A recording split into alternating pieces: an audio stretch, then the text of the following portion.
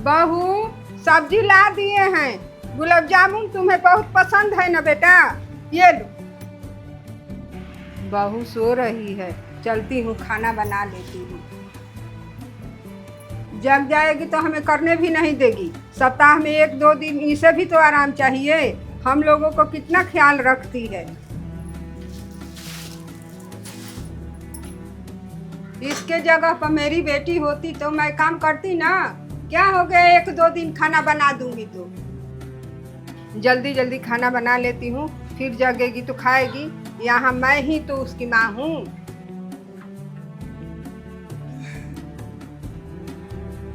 ये भगवान, आज इतना लेट हो गई। माँ जी को दवाई भी देना है। आज तो माँ जी खूब डांटेंगी। टाइम का पता ही नहीं चला, इतना लेट हो गई। चलती हूँ जल्दी से किचन में, दाल चावल बना लेती हूँ।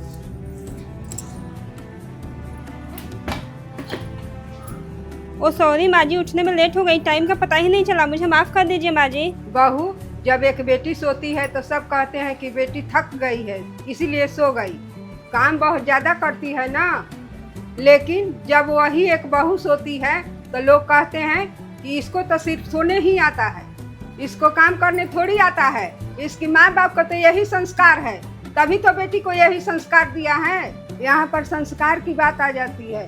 तुम इस घर को वंश दोगी, किसी को पिता बनने का सौभाग्य प्राप्त करवाओगी। तुम इस घर की बहू हो, मशीन नहीं।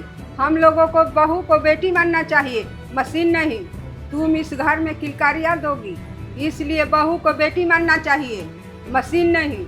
एक सच बात बोलूँ माँ जी, ससुराल में सास का भी होना बहुत जरूरी है, वरना उम्र से बड़ी हो जाती हैं वो लड़कियाँ जिनके सर पे सास का साया नहीं होता।